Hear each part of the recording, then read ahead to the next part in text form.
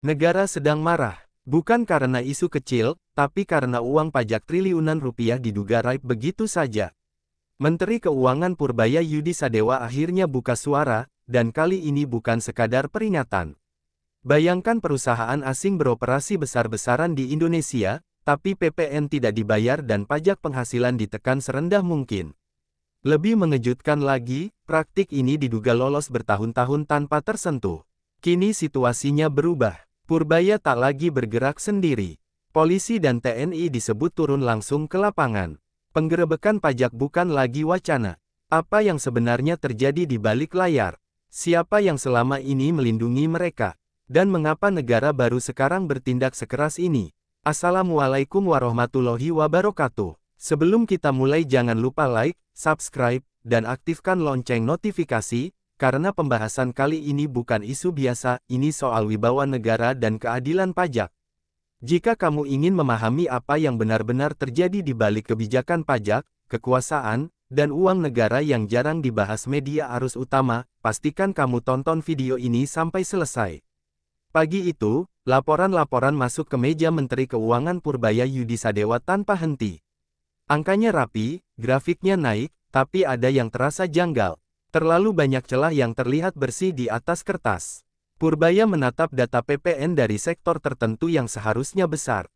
Namun kontribusinya justru mengecil, seolah aktivitas ekonomi menguap begitu saja. Nalurinya sebagai teknokrat langsung terusik. Ia mulai menelusuri lebih dalam, menyandingkan laporan pajak dengan data operasional perusahaan. Di sanalah keanehan muncul semakin jelas. Banyak perusahaan asing beroperasi masif, tapi pajaknya nyaris tak terasa. Beberapa nama perusahaan berulang kali muncul dengan pola yang sama. Transaksi besar, tapi berbasis tunai. Jejak digitalnya minim, laporan pajaknya tipis. Purbaya tahu ini bukan sekadar kelalaian administratif. Ini pola yang disengaja, dan pola seperti ini tidak mungkin lolos tanpa perlindungan tertentu. Di titik itu, kemarahan Purbaya bukan lagi soal angka. Ini soal kedaulatan fiskal negara. Tim internal Kementerian Keuangan mulai memetakan modus yang digunakan. Banyak perusahaan asing beroperasi dengan sistem cash basis. Transaksi besar, tapi minim pencatatan resmi. Dengan sistem ini, PPN bisa dengan mudah dihindari. Pajak penghasilan pun ditekan serendah mungkin. Negara kehilangan potensi penerimaan dalam jumlah besar. Yang membuat heran, perusahaan-perusahaan ini tetap bisa beroperasi lancar. Izin aman, aktivitas normal, bahkan ekspansi terus berjalan. Seolah tak ada yang menyentuh mereka. Purbaya mempertanyakan satu hal sederhana, bagaimana ini bisa lolos bertahun-tahun. Sistem pajak Indonesia tidak sebodoh itu. Pasti ada celah lain yang dimanfaatkan. Beberapa laporan lapangan menyebut adanya backing. Istilah lama, tapi masih relevan. Pelindung tak kasat mata yang membuat pemeriksaan selalu gagal. Purbaya menyadari, masalah ini tidak bisa diselesaikan hanya dengan surat teguran. Berbeda dengan pejabat lain, Purbaya tidak meluapkan kemarahan di depan publik. Ia memilih diam, tapi bergerak. Setiap rapat menjadi lebih tajam dan langsung ke inti. Ia meminta seluruh data lintas kementerian dibuka. Bea cukai, perizinan, investasi, hingga data perbankan mulai disandingkan. Polanya semakin terang. Perusahaan-perusahaan asing itu ternyata memutar uang besar di dalam negeri. Tapi kontribusinya ke negara nyaris nol. Ketimpangan ini tidak bisa dibiarkan. Dalam sebuah forum internal, Purbaya menyebut kata enforcement. Bukan sekadar pemeriksaan dokumen, tapi kehadiran negara secara fisik. Ia tahu, selama ini aparat pajak sering gentar di lapangan. Bukan karena tidak paham aturan, tapi karena tekanan non-teknis. Purbaya memutuskan satu hal, backing harus dihadapi dengan kekuatan negara.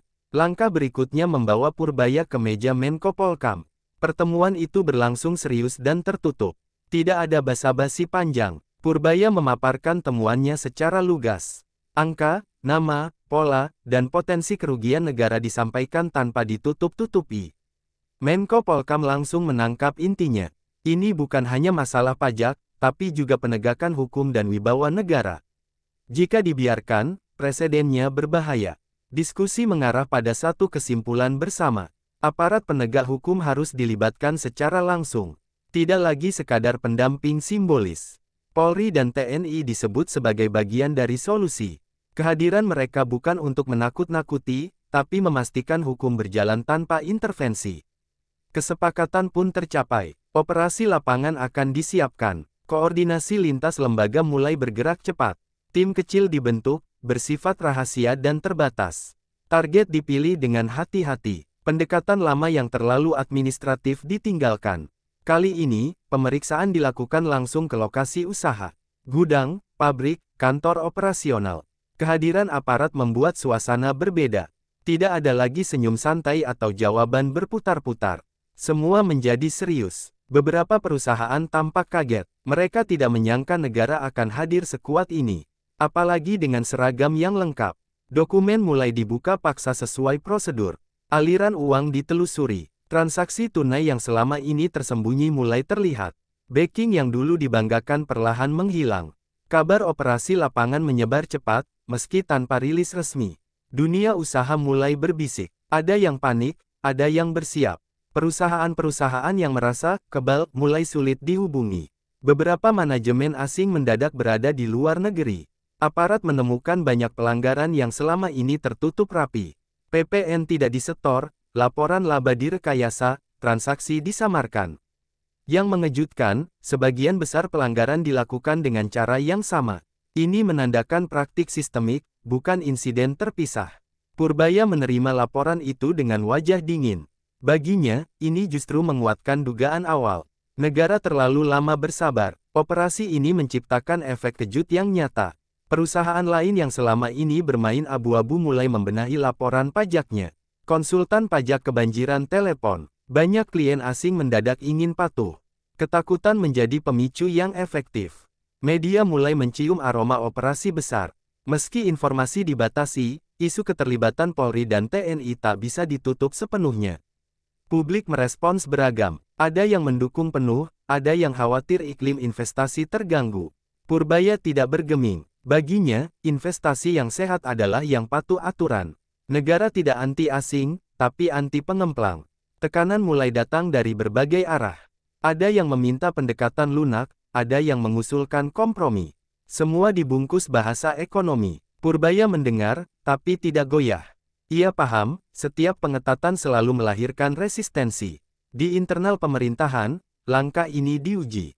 Apakah akan konsisten atau melemah di tengah jalan? Purbaya memilih tetap berjalan. Dukungan politik menjadi kunci, dan koordinasi dengan Menko Polkam tetap solid.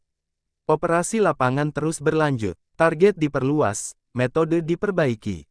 Negara menunjukkan konsistensi. Tanpa perlu banyak pernyataan, pesan itu sampai ke semua pelaku usaha. Era lolos pajak dengan cash basis mulai berakhir. Sistem diperketat, pengawasan diperluas, dan keberanian aparat meningkat. Rasa takut bergeser dari petugas ke pelanggar. Purbaya melihat perubahan ini sebagai awal, bukan akhir. Reformasi pajak tidak bisa instan. Namun satu hal sudah tercapai. Backing bukan lagi jaminan keselamatan. Hukum kembali menemukan bentuknya di lapangan. Dan negara kembali berdiri tegak. Langkah Purbaya bukan sekadar reaksi emosional, tapi strategi jangka panjang. Pajak bukan hanya soal penerimaan, tapi keadilan. Dengan melibatkan Polri dan TNI, negara menunjukkan keseriusan. Tidak ada sektor yang kebal, tidak ada bendera yang diistimewakan.